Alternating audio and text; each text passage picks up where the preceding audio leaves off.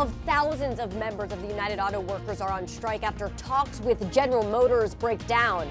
I'm Laura Podesta, and I'll tell you what this means for you if you're in the market for a car. Breast cancer survivors from all across Montana gather for a weekend of healing and some fly fishing. I'll have more details coming up. Great outfit. I'm excited about that story. I can't wait to see that too. That will be coming up in just a moment. Meantime, 6:30, our top story, we just mentioned it. General Motors plants in 9 states have been shut down after thousands of United Auto Worker members went on strike overnight. Negotiations started back at 10 a.m. Eastern this morning, but the union's top negotiator says both sides are still very far apart. CBS's Laura Podesta has more from New York. General Motors workers across the country walked off the job at midnight. More than 49,000 members of the United Auto Workers went on strike after contract negotiations failed. We are standing up for fair wages. We are standing up for affordable, quality health care. We are standing up for our share of the profits. It's the union's first national strike since a 2-day walkout in 2007. With the plants all going out at the same time, I think it'll make it a lot more serious for General Motors to come to the table in good faith, and I think they'll reach an agreement. In a video released by General Motors, Executive Vice President Gerald Johnson says the automaker offered to invest more than $7 billion in plants and new product programs.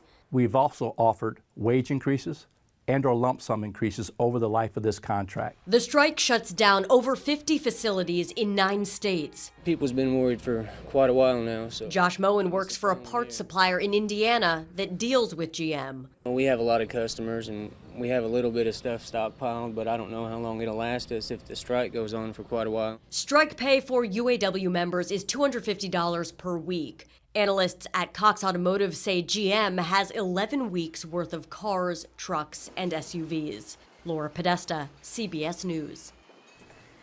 Now, the UAW extended temporary contracts with rivals Fiat, Chrysler, and Ford, saying it wants to finish the contract talks with GM first.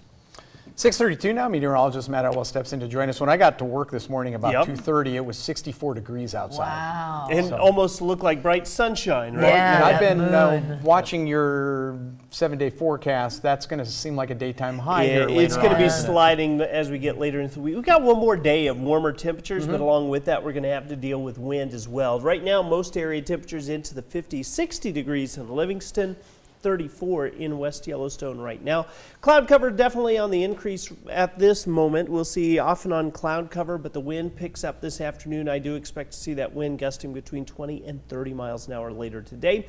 This is kind of the last warm day for a while. We'll talk about a bit of a cool down on the way coming up in just a few minutes. Thank you, Matt. 6:33 now on this Monday. Fly fishing is a therapeutic sport for many who enjoy spending time outdoors. MTN's Gabby Crevitt has more on how fly fishing is helping breast cancer survivors on their road to recovery.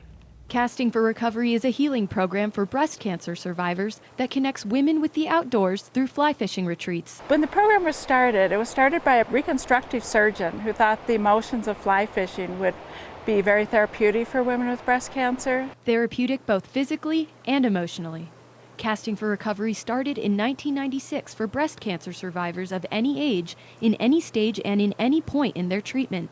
The organization has a nationwide presence and has helped connect and empower over 8,000 women with the outdoors through the sport of fly fishing. This weekend, Casting for Recovery held a retreat in Big Sky, just steps away from the Gallatin River. They come from all over Montana. They've all had different experiences.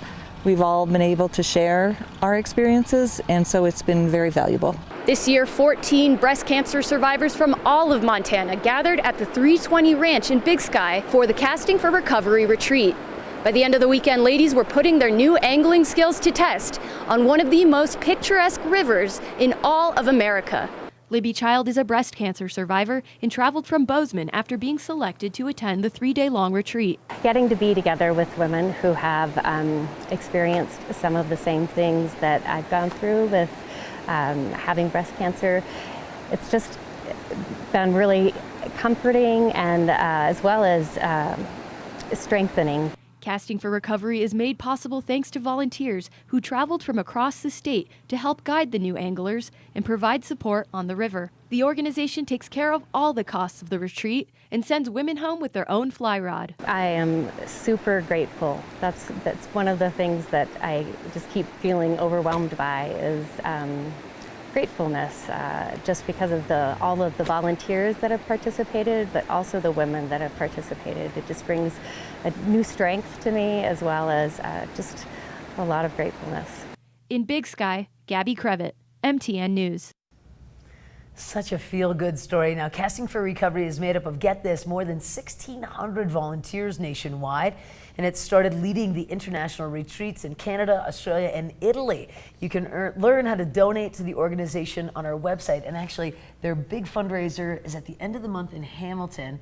My sister and I are doing the auction for it. They said we want female auctioneers. That's awesome. To be at this What a great retreat. group. Yeah, at the group. fundraiser. It's going to be really cool. Love that. Yeah, very cool. Another great group had a little get-together this weekend as well. Estimated 5 million Americans are living with Alzheimer's disease, and it is the 6th leading cause of death here in the United States. Now, yesterday, the Alzheimer's Association hosted their annual fundraising and awareness walk at the Bozeman Pond. Over 300 people turned out to the event, including members from the senior living communities and their own families. The event provided an opportunity for people to learn more about Alzheimer's awareness and where to find support and resources. It's so important for so many reasons, and one of the biggest reasons is for everybody to see that they are surrounded by others on this journey and they're not alone. That's one of the most heartbreaking pieces of this journey, when people feel like they're alone, and that's what we want to alleviate.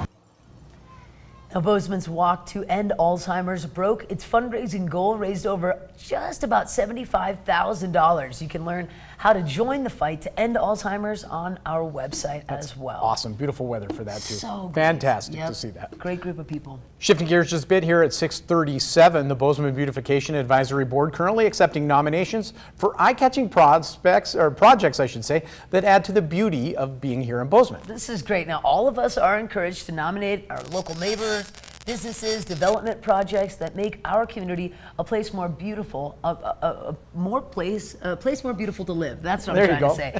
Now, this could all be done through maybe landscaping, public art, or innovative renovations. Projects may include little libraries, murals, sculptures, gardens, you name it. Categories range from the best sustainable style to a neighborhood revitalization. Say it for me. Revitalization. Yeah, thank you so much. You're welcome. Recognizes projects that seek to preserve historic buildings all around the town. We have about 12 categories that help everybody decide what projects to nominate, and then we'll try to have a really diverse group of winners. So there will be something from landscape design to kids projects to just something that really epitomizes Bozeman. Now, that deadline for nominations from the public is September 23rd. Winners will be announced and recognized on November 13th at the Baxter Hotel. Learn how you can nominate on our website once again. And even if you don't win, you should keep up your revitalization efforts. Yes, thank you for that. I thought I would thank do that. you. Yeah, it's 6:38 now. We're going to continue our look back. Our Emmy Award-winning Under the Big Sky series. La Chatelaine. Easy for me to say. Oh, sure, you can do the French words. That's perfect. Yeah. Now, that was named Best Chocolatiers in America in 2013. The husband and wife co-owners create their eye-catching sweets in a very modest downtown Bozeman shop. Under the Big Sky is sponsored by Rocky Mountain Vein Clinic and Markovich Real Estate. I've always loved chocolate. In Paris, I would go to school. I would walk by La Maison du Chocolat that was very near where I lived and where my school was. So every day I would buy one piece of chocolate. That was my treat. No, I didn't have much budget, but that was important to me, and that was where I spent my money. I grew up on the Gulf Coast near New Orleans in Mississippi. I knew as a very young person, even before I could articulate it, that there was just something magical, very special about chocolate. My grandfather was a Frenchman, and growing up near New Orleans, I definitely grew up with that culture, the French culture. I moved to the US in '93. My first wife is from Montana, so that's how I got here. I decided to go to Montana State University. I just chose to stay afterwards. Immediately, I felt at home here with the people. We met through our kids, our two youngest kids, when they were in elementary school. We are a blended family. We have 5 children together. We both just had a mutual love of the culinary arts, mainly chocolate.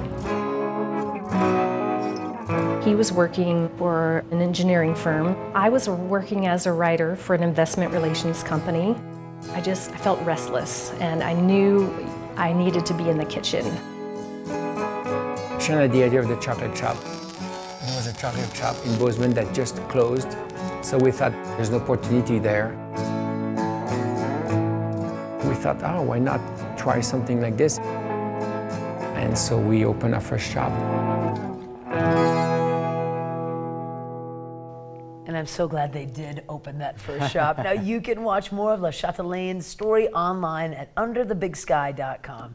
It is decadent. It is very good. There's just something about it. At a very young age, she knew she had a liking to chocolate. We have a lot in common. That's right? great. We do have to take a quick break. Let's take a look ahead on Montana this morning.